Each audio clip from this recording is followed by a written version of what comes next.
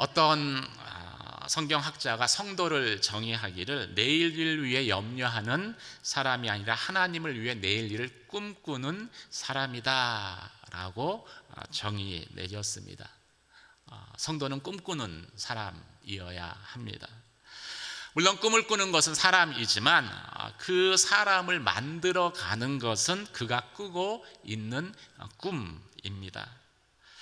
꿈꾸는 자는 모두 이 꿈의 성취를 원하지만 하나님은 꿈꾸는 자가 성숙하기를 원하십니다.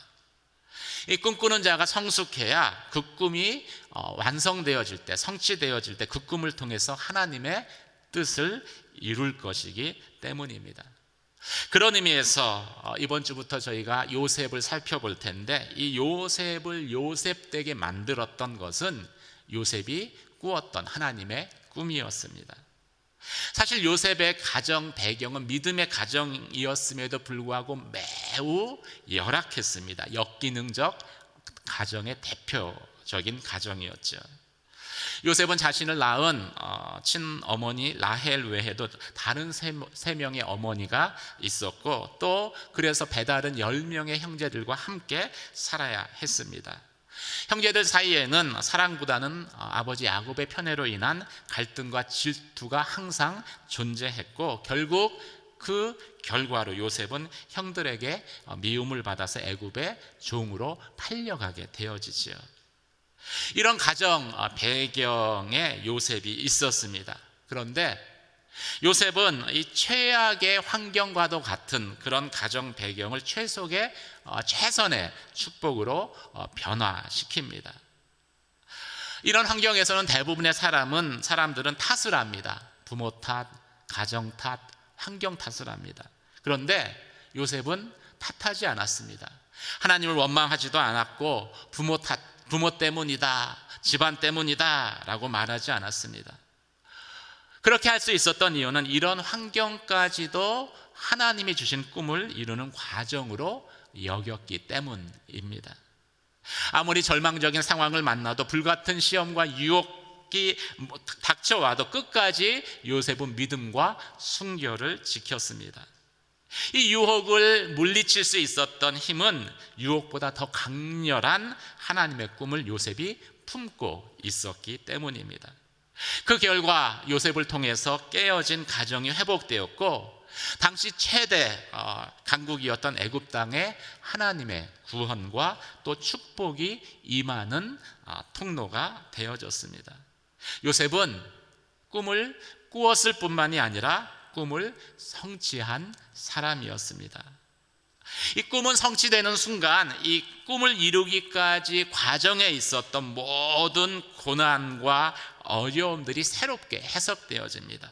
그리고 그 과정에서 받았던 모든 상처로부터 회복될 수 있습니다.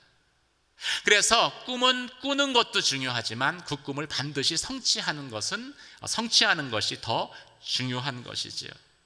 요셉의 일생을 보면서 우리는 내가 어떤 가정에서 태어났는가, 어떤 가정에서 자랐는가, 그것도 물론 중요하지만 더 중요한 것은 내가 어떤 꿈을 가지고 있느냐라는 사실을 다시 한번 발견하게 될 것입니다.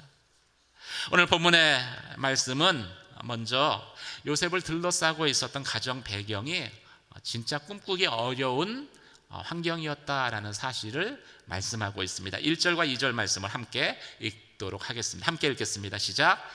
야곱은 자기 아버지가 살았던 가나안 땅에 살았습니다. 야곱의 과정에 관한 이야기는 다음과 같습니다. 요셉은 17세의 소년이었는데 자기 형들과 함께 양치는 일을 했습니다. 요셉은 자기 아버지인 아내들인 비라와 실바가 낳은 아들들을 도왔습니다. 요셉은 형들의 잘못을 보면 그대로 자기 아버지에게 전했습니다.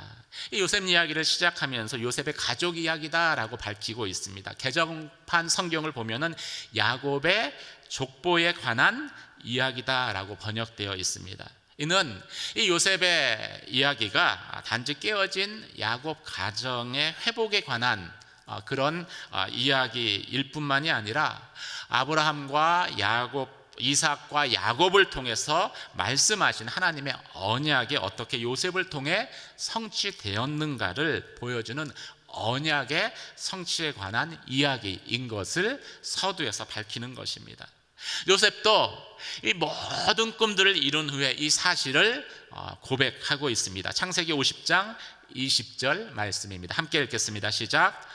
형님들은 저를 해치려고 악을 꾀했지만 하나님은 지금 보시는 것처럼 그것을 선하게 바꾸셔서 오늘날 많은 사람들의 생명을 구하셨습니다.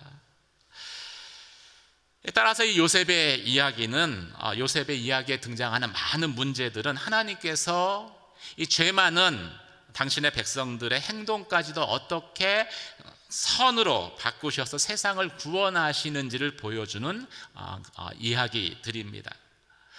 요셉의 삶에 등장했었던 아버지의 편애, 형제 간의 갈등, 또 요셉을 팔아넘기는 반인륜적인 범죄, 또 거짓말과 속임, 억울한 누명 받음과 또 배반당함, 어쩌면 한 사람의 일생에서 일어날 수 있는 모든 나쁜 일들이 요셉의 삶에 등장을 합니다. 그런데 이 모든 것들이 요셉에게는 걸림돌이 아니라 하나님의 꿈에 한 걸음 더 나아가는 디딤돌이라고 말씀하고 있는 것이죠. 그렇게 변할 수 있었던, 하나님이 그렇게 바꾸실 수 있었던 그 이유가 어디에 있습니까? 요셉이 하나님이 주신 꿈을 붙들고 있었기 때문입니다. 하지만 이 꿈이 생성되는 그 환경, 배경을 보면은 요셉이 자란 가정 배경은 진짜 암울했습니다. 아버지 야곱은 4명의 아내를 두고 있었고, 요셉의 친어머니 그 라헬은 요셉의 동생인 베냐민을 낳다가 요셉이 어릴 때 죽어버립니다. 즉 요셉은 친엄마 없이 3명의 의붓 어머니의 손에 자란 것이죠. 더구나 요셉 주변에는 그 혈육인 베냐민 외에도 그 배다른 형제들이 10명이나 있었습니다. 그리고 요셉은 그 중에 11번째였어요. 이러한 가족 배경 한 가지만으로도 요셉은 충분히 상처받을 수 있었고 또 삐뚤어질 수 있는 그러한 환경이었던 것입니다. 그런 가족 배경 가운데 요셉이 17살이 됩니다. 예민한 때이죠. 저희가 함부로 건들지 못하는 그러한 때입니다. 요셉은 자신의 배다른 형들인 비라와 실바가 낳은 4명의 아들들을 도와서 양치는 일을 했다고 기록하고 있습니다. 근데 문제가 생깁니다. 비라와 실바의 4 아들들이 악한 행동을 저지르는 것이죠. 요셉은 아버지 야곱에게 이 사실을 일러 바칩니다.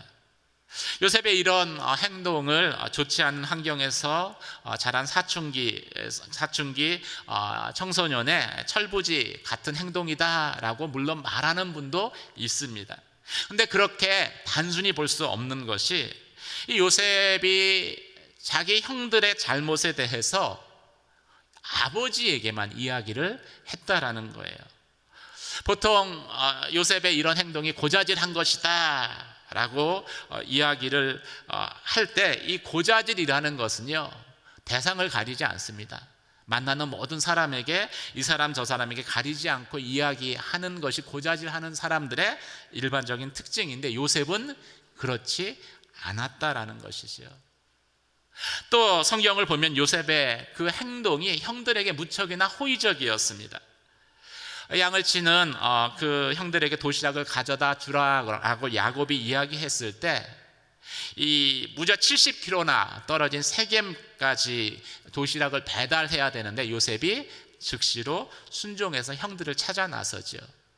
근데 세겜의 형들이 없는 거예요. 형들을 발견하지 못하자 굳이 그러지 않아도 되는데 수소문을 해서 그 형들이 굶을까 봐 수소문을 해서 도단에 있는 그 형들에게 도시락을 전달해 줍니다. 형들에 대해서 나쁜 감정을 가지고 있었다라면은 그런 행동을 할 수 없었겠죠.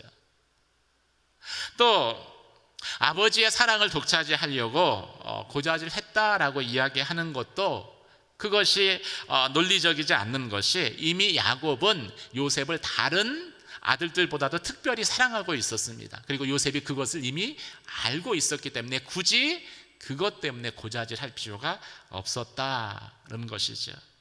이런 여러 가지 요인들을 종합해 보면은 요셉의 행동은 형들이 미워서라기보다는 요셉의 성품 때문입니다. 워낙 정직하고 또 순진해서 저 같은 것 같아요. 이 말은 안 하려고 했는데, 자신의 형들의 잘못된 행동을 그냥 넘길 수가 없었던 거예요. 그리고 또 형들이 나이가 많잖아요. 그러니까 자기가 이야기해서 고칠 수도 없습니다. 자연스럽게 아버지에게 말할 수밖에 없었던 것이죠. 오히려 이런 요셉의 행동은 그의 순수함과 정직한 성품을 나타내 주는 것이다 라고 생각할 수 있습니다. 그런데 사람의 속마음을 누가 알겠어요? 요셉의 속마음이 어떻든 겉으로 보여지는 요셉의 행동은 그 형들의 미움을 사기에 충분했다는 것이죠. 그래서 안 그래도 그 복잡한 그리고 암울한 가정 배경이었는데 그 형들에게도 집단 따돌림을 당합니다. 미움을 받습니다. 그런 배경에서 요셉에게 하나님이 찾아오셔서 꿈을 꾸게 하신 것입니다. 사랑하는 성도 여러분, 혹시 여러분이 자라온 가정 환경이 나쁘다, 불운했다, 그래서 나는 꿈을 갖지 못했다라고 생각하는 분이 계십니까? 그렇다면 다시 오늘 본문의 말씀을 보시기 바랍니다. 적어도 요셉의 가정 배경보다는 좋으실 거예요. 너무 나의 그 과거의 가정 배경이 나쁘고 열악한 환경이었다라고 우리가 고민할 필요가 없는 것이지요. 아무리 어려운 환경이라도 하나님은 우리를 찾아오셔서 요셉처럼 꿈을 갖게 하시는 분이시기 때문입니다. 오히려 어려운 환경이기 때문에 꿈이라고 불려질 수 있는 거예요. 어려운 환경이기 때문에 꿈을 꾼다라고 말할 수 있는 것입니다. 성도는 어려울수록 꿈을 꾸는 존재입니다. 그럴수록 꿈을 꾸어야 하는 존재입니다. 사랑하는 성도 여러분, 하나님의 꿈이 저와 여러분 가운데 있기를 주님의 이름으로 축원합니다. 그러면 나의 가정을, 부모님을 탓하지 않을 수 있어요. 오늘 본문의 말씀은 두 번째로 야곱이 요셉을 무척 사랑했다고 이야기합니다. 그런데 그 사랑은 잘못된 사랑이었고 이로 인해서 요셉은 더욱더 어려운 상황에 놓이게 됩니다. 3절 4절 말씀을 함께 읽도록 하겠습니다. 시작. 이스라엘이 늙음하게 요셉을 얻었기에 다른 아들들보다 그를 더 사랑했습니다. 그래서 그에게 귀한 옷을 지어 입혔습니다. 그의 형들은 아버지가 자기들보다 요셉을 더 사랑하시는 것을 보고 요셉을 미워해 그에게 다정한 인사말조차 하지 않았습니다. 야곱은 요셉을 다른 아들들보다 사랑했습니다. 더 사랑했죠. 특별한 주의를 상징하는 채색 옷을 요셉에게만 입혀주었습니다. 이 속으로 사랑해야 되는데 아주 티를 내면서 사랑을 한 것입니다. 야곱의 행동이 쉽게 이해가 되지 않습니다. 왜냐하면 리브가의 편애됨으로 야곱이 20년 동안 집을 떠나서 객지 생활을 하며 온갖 고생을 다 했기 때문입니다. 그런데도 동일하게 리브가가 편애한 것처럼 야곱이 요셉을 편애하고 있기 때문이죠. 이것은, 이 죄라는 것은 끊지 않으면 부모의 죄는 자연스럽게 자녀에게 쉽게 전이 되어진다라는 것을 저희에게 보여주고 있습니다. 사랑하는 성도 여러분, 여러분 가정에 흘러가는 죄의 흐름을 끊는 그러한 영적 부모가 되시기를 주님의 이름으로 축원합니다. 물론 야곱이 요셉을 편애한 것을 인간적으로는 이해할 수 있습니다. 내 부인 중에서 가장 사랑했었던 라헬에게 낳은 자녀이기 때문에 사랑하는 것이다. 또 일찍 엄마를 잃어버렸기 때문에 불쌍한 마음에 사랑한 것이다, 특별한 사랑을 한 것이다 라고 이해할 수 있습니다. 하지만 이유에 어찌됐든 동기에 어찌됐든 부모는 자녀를 편애해서는 안 된다라는 것이죠. 왜냐하면 모든 자녀가 부모의 사랑을 원하고 있기 때문입니다. 편애는 결국 자녀들 사이에 불필요한 경쟁을 가져오게 되고 갈등을 일으킬 것이기 때문입니다. 결국 야곱의 편애는 그 가정에 불화를 가져와서 가정이 깨어져 버리는 계기가 되어지죠. 야곱이 요셉을 사랑했지만 잘못된 사랑을 했기 때문입니다. 사랑하는 성도 여러분, 잘못된 사랑이 아니라 하나님의 사랑으로 자녀들을 사랑하시기를, 똑같이 사랑하시기를 주님의 이름으로 축원합니다. 이 자신들의 잘못을 고자질하는 것 때문에 이 요셉을 미워했는데 거기에 아버지 야곱의 이 잘못된 사랑, 편애가 더해지면서 형들은 이 요셉을 더욱더 미워하게 되었습니다.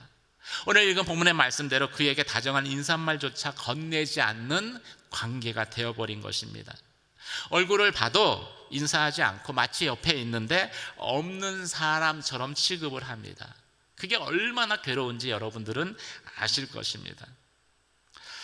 행동으로만 옮기지 않았지 마음속으로는 이미 요셉이 없어졌으면 좋겠다라는 생각을 품게 된 것이죠.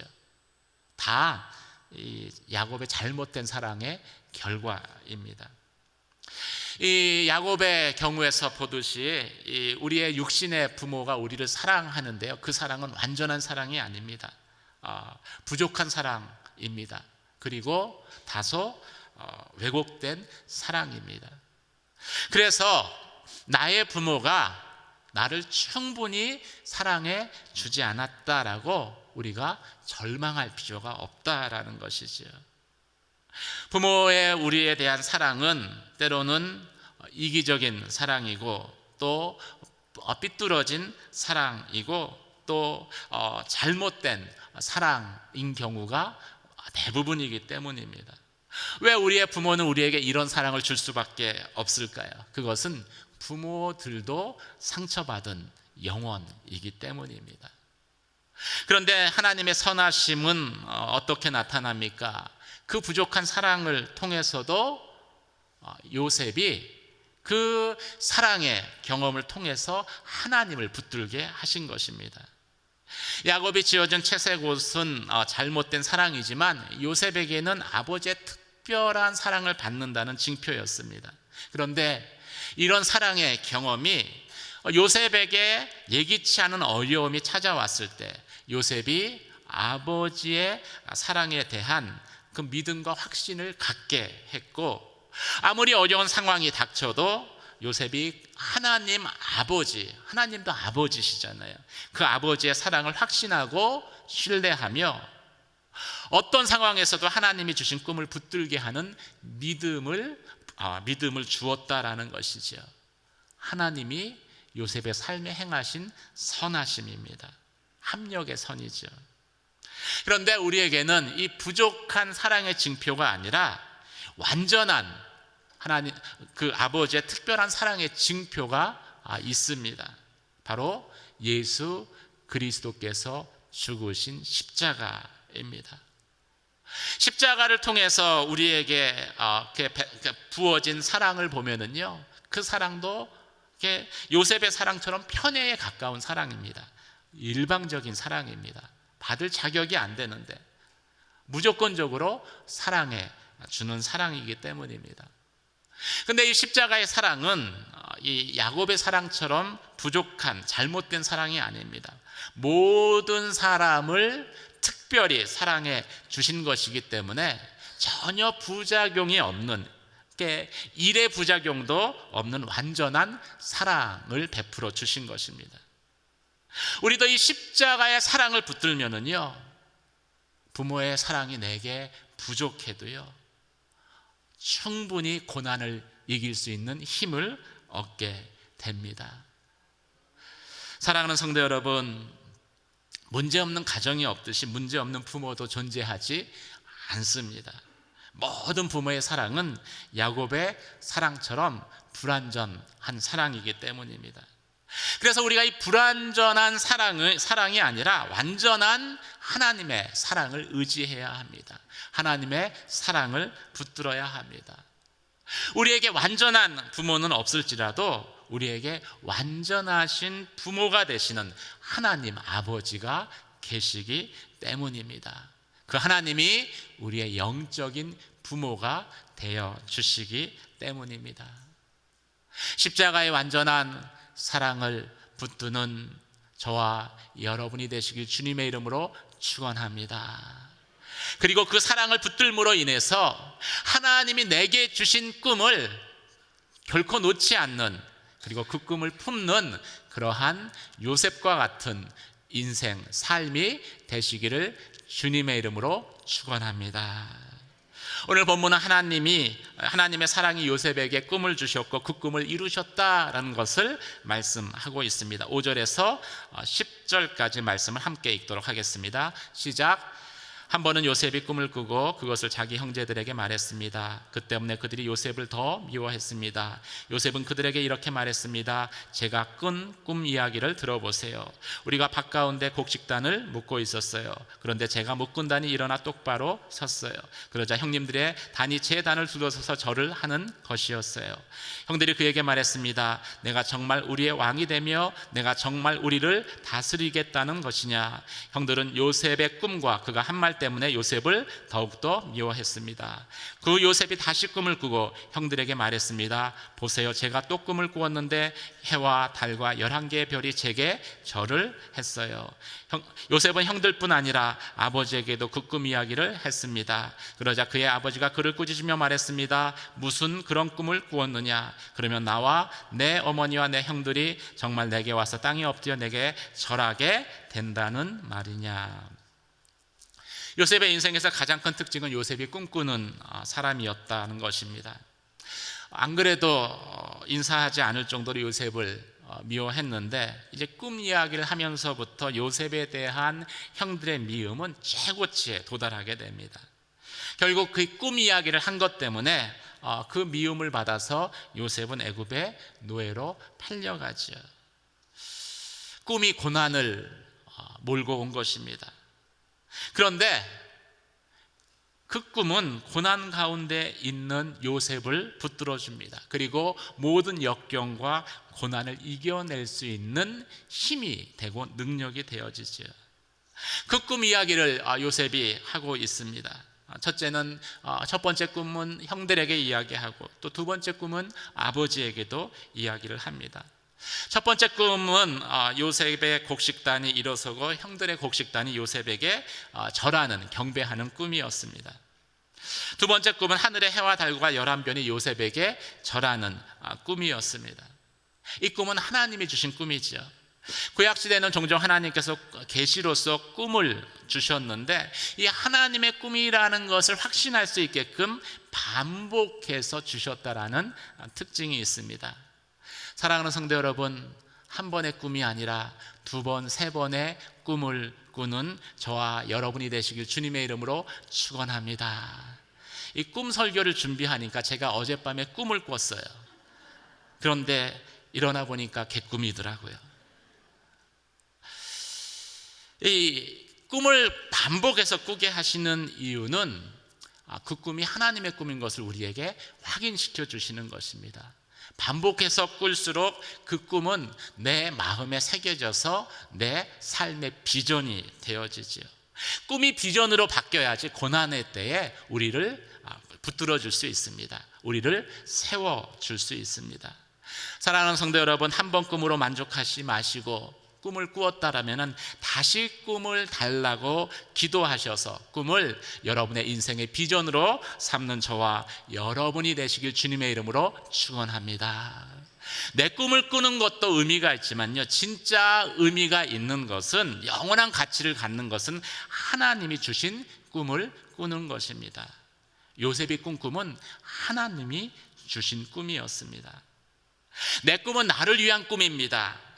이기적인 꿈이라고 이야기할 수 있습니다. 내가 잘 되는 것, 내가 복 받는 것, 내 소원은 이루어지는 것. 그런데 하나님의 꿈의 특징은요, 나를 위한 것이기보다는 타인을 위한 것입니다. 섬김을 위한 것이죠.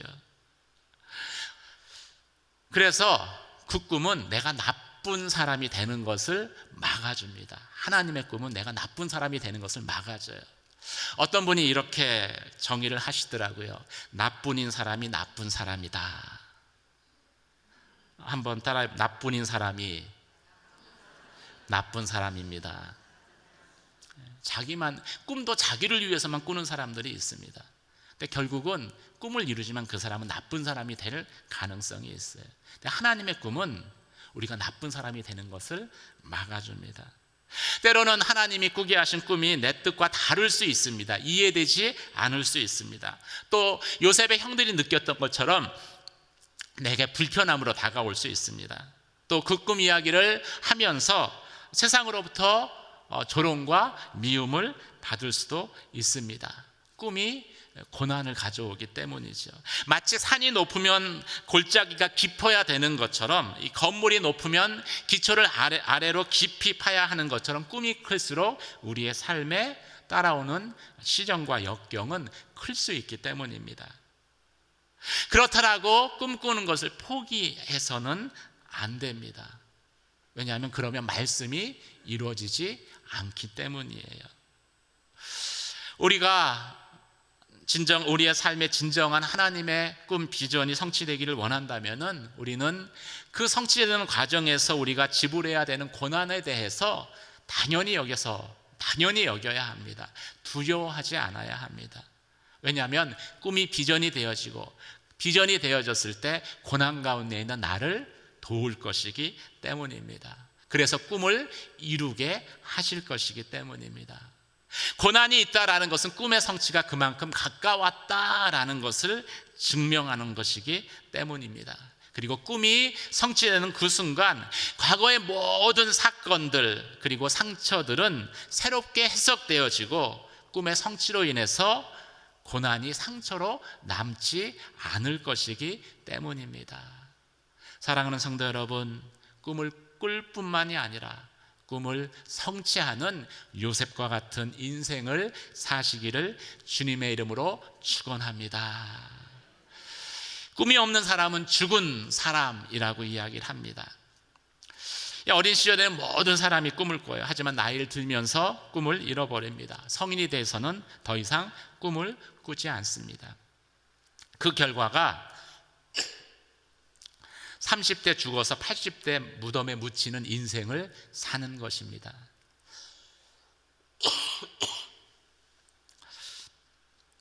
사랑하는 성도 여러분, 30대 죽어서 80대 무덤에 묻히는 인생, 얼마나 비참한 인생입니까? 살았으나 산 것이 아닌 인생이기 때문에 그런 것이죠. 꿈이 없는 인생은 그런 삶을 살 수밖에 없습니다. 요셉처럼 꿈을 꾸는 저와 여러분이 되시길 주님의 이름으로 축원합니다. 어려울수록 꿈을 꾸는 사람이 되십시오.